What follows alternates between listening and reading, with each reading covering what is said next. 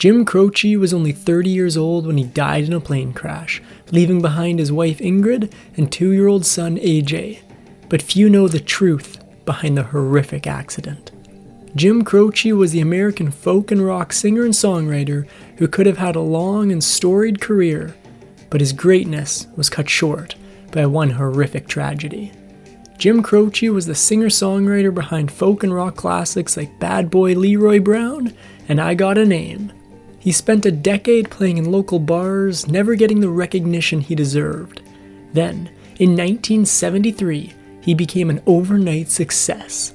But just as his star was making its ascent, his plane went hurtling in the opposite direction. When Jim Croce was born, on January 10, 1943, there wasn't any indication that he was a once-in-a-generation musical talent. He grew up in South Philadelphia in a tight-knit Italian-American family. His father, James Albert, was from Abruzzo, and his mother, Flora Mary, was from Sicily. But the only thing flowing through his veins was music. Growing up in Upper Darby, just outside of Philadelphia, Croce listened to all kinds of music, from opera to jazz and back again. However, it wasn't until his parents gifted him a guitar that he discovered the sounds of R&B, rock and roll, blues, and folk. From that moment on, he developed his own unique sound, one that would one day take him to the top of the charts. Croce's true love was music, but his parents had less artistic ambitions for him. After graduating from Malvern Prep School, he attended Villanova University, pursuing psychology and German. He was the first member of his family to attend university, but it wasn't long before his true passions took over. While at Villanova, Croce wasn't just a regular student. He took on a job as a disc jockey for WKVU, the campus radio station. One of his career highlights in manning the school's airwaves was interviewing Mississippi John Hurt, one of his musical heroes, who indulged his budding ambitions by recording a jam session with him. The impromptu recording reminded Croce what he really wanted to do. When he wasn't burying his face in books, Croce was a leader of the Villanova Singers, a college choir that performed both on campus and across the region. He also sang with a group called the Villanova Spires, which moonlighted under the name the Coventry Lads when recording music off campus. And already, he was getting accustomed to the limelight. Croce and his college choir mates were so good that Villanova chose them for a foreign exchange tour. Before he even topped the charts, Croce found himself performing across Africa, the Middle East, and Yugoslavia, immersing himself in the touring culture. Of course, they didn't speak English, he explained, but if you mean what you're singing, people understand. He certainly sang from the heart, but this was only the beginning. In November 1963, Croce attended a hootenanny in Philadelphia, where he was judging a music contest. Little did he know, that day would change his life. Among the performers he was judging was none other than the 16-year-old Ingrid Jacobson. Suffice to say, her singing voice wasn't the only thing that caught his attention. After Jacobson wrapped up her set, Croce decided to make his move. However, the normally confident musician was surprisingly awkward. After tripping over a microphone cord on his way over to her, he managed to regain his balance, but tripped over his words again as he said, "Have you ever considered singing rock and roll? I think you'd be great." It wasn't the smoothest pickup line, but it worked. Despite their awkward first meeting, Croce knew that Jacobson was the only woman for him. They began dating shortly after, and it wasn't long before they started making sweet music together. At a party hosted by one of his friends, Croce performed solo before motioning for Jacobson to join him on stage. What followed was a romantic evening unlike any other. Once Jacobson got up on the stage, Croce began the introduction of Song for Canada. As the young couple sang the lyrics, "But just one river, you and me," it became apparent to all that they were in perfect harmony, and not just musically. The room hushed, Jacobson later recalled, as her friends took note of the intimacy between the pair. Just as Croce and Jacobson were about to bring the evening's romantic atmosphere to a crescendo, Croce's brother barged in, asking to borrow his car. The poorly timed interruption broke the spell that the couple's intimate duet had cast over the room. and it seemed like Jacobson might slip out of Croce's hands. Croce, however, still had a trick or two up his sleeve. Despite the interruption, Croce wasn't about to let the mood slip away entirely. He wrapped up his little concert and put on Johnny Mathis's 12th of Never before leading Jacobson into a dimly lit hallway with the snow falling outside. Jacobson later recalled the magical moment, saying that it seemed like we were caught inside a snow globe. Too bad snow globes are easily shattered. Croce took Jacobson up to one of the bedrooms, certain that he was about to seal the deal with the woman of his dreams. Just then, however, his brother ruined the mood once again. This time, one of Croce's friends banged on the bedroom door and said that his brother had managed to get his car stuck in a snowdrift. Sealing the deal with Jacobson would have been a lot harder than that for Croce. Croce's brother wasn't the only one inadvertently getting in the way of his relationship with Jacobson. Croce's parents were devout Italian Catholics, while Jacobson was Jewish. But Croce once again demonstrated his devotion to Jacobson when in 1966 he converted to Judaism before tying the knot. In the end, his parents approved of the match. But they had reservations about his other love in life, music. Croce's parents ended up loving Jacobson, but they were less enthusiastic about his ambitions for a career in music. Nevertheless, to celebrate his nuptials, they gave him $500 towards recording his debut album. Croce managed to turn that money into 500 copies of the self-produced album Facets, but his parents' gift wasn't all it appeared to be. Croce's parents had been supportive of his musical career. The reality, however, was that they hoped their son would choose a more stable career path. In a way, they'd given Croce the $500 in the hopes that his album venture would fail, convincing him to give up his musical ambitions. But they underestimated his talent. Croce's parents had hoped that Facets would turn out to be a flop and push Croce towards a more traditional job that leveraged his college education. Instead, Croce's debut album was a massive success, and the virtually unknown musician sold every single copy. Despite Croce's success, his father wasn't thrilled about his son diving into the entertainment world. "You did a good job, Jim," he said, "but this is small time. It's not the same in the big league. The people in the entertainment world are thieves and worse. Don't get mixed up with them, Jimmy. That life is no good for you." Tragically, his words would turn out to be prophetic.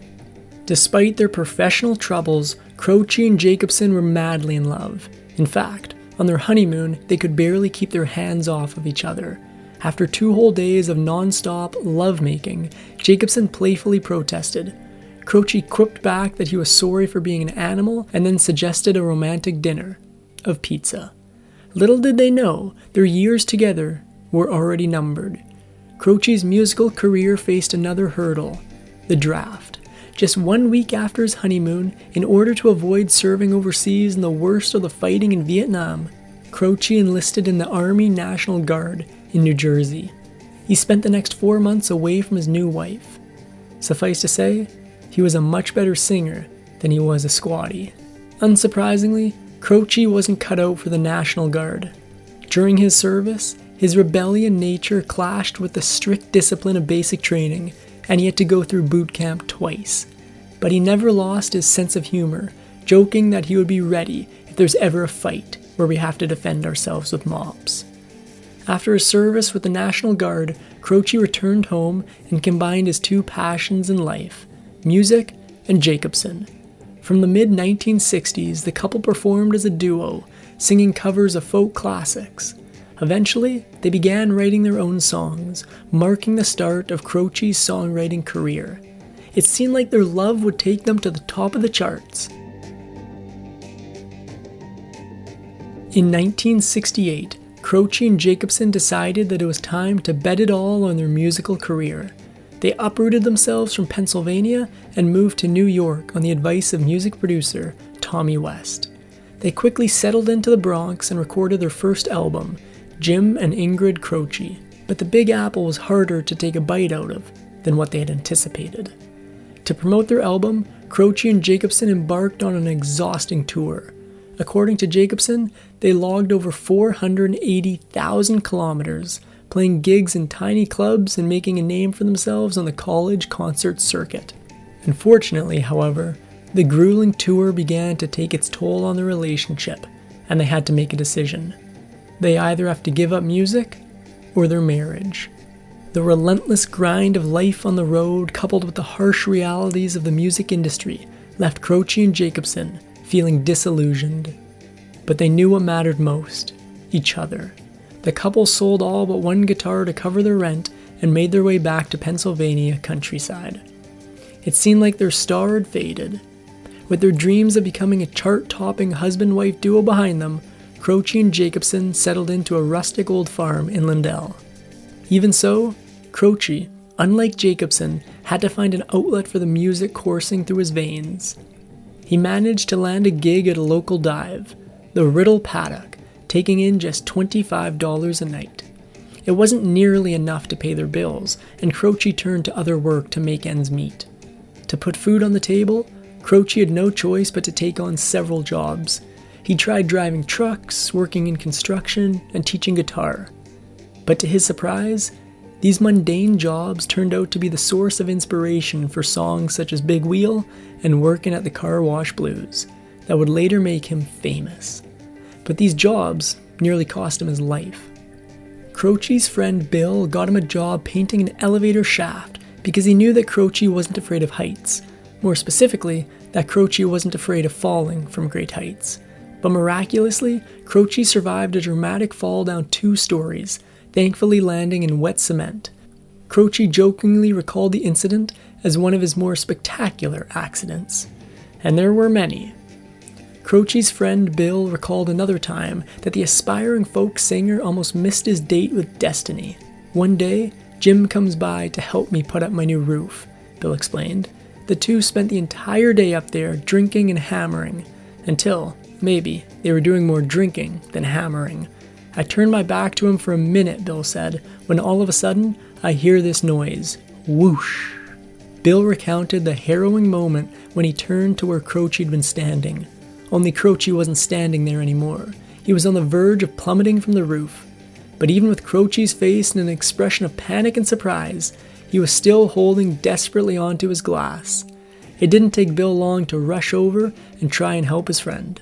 But he was too late. By the time Bill got to the edge of the roof, Croce had already fallen over, and he was only hanging on by the gutter pipe. "I see one hand holding on," Bill explained, "and the other hand reaching up, but it's still got the glass in it and can't hold on." Sure enough, Croce lost his grip on the gutter and fell off the roof. Amazingly, however, Bill claimed that Croce did the neatest backflip and landed on his feet, and most importantly, never spilled a drop of his drink. He had a lot to live for. The year 1971 changed everything for Croce. His wife, Jacobson, became pregnant with their son Adrian James, and Croce knew that his chances to turn his folk dreams into rock realities were getting slimmer.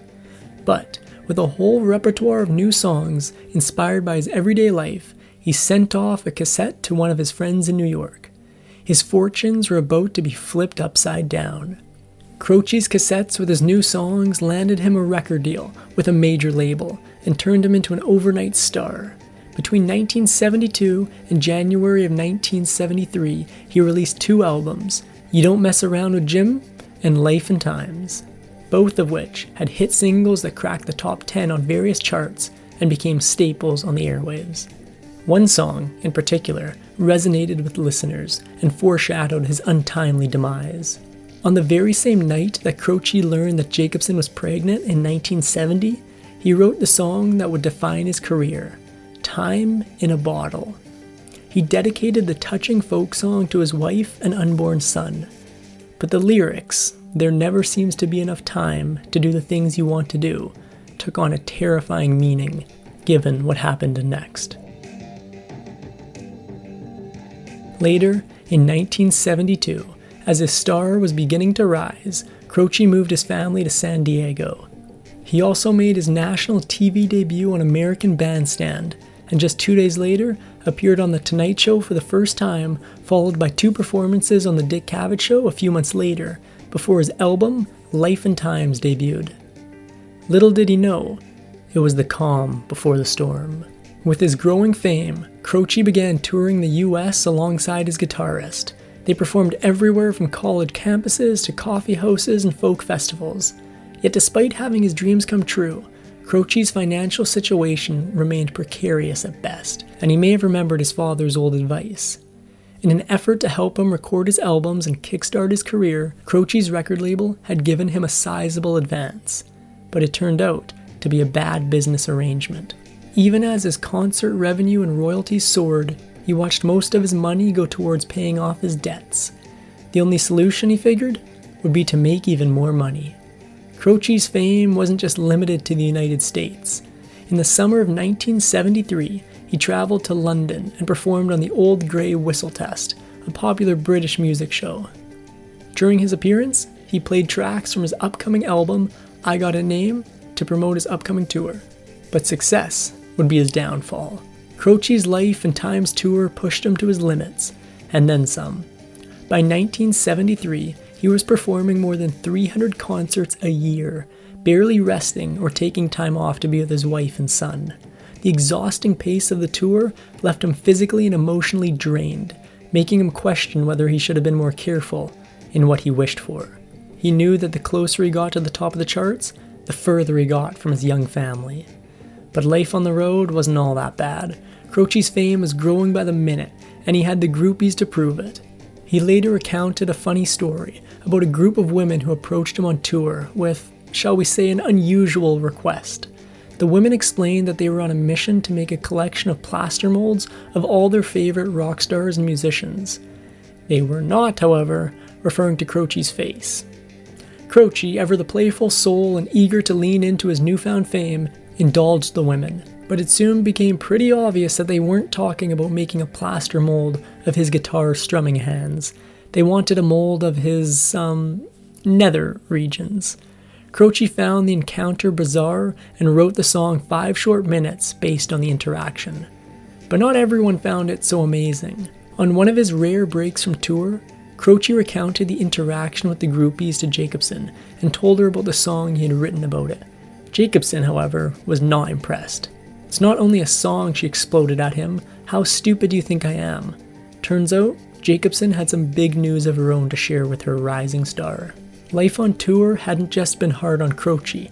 Jacobsen was also finding the separation difficult.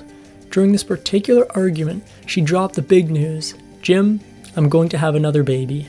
In a huff, Croce fired back. Well, have it your goddamn self, before grabbing his guitar and walking out.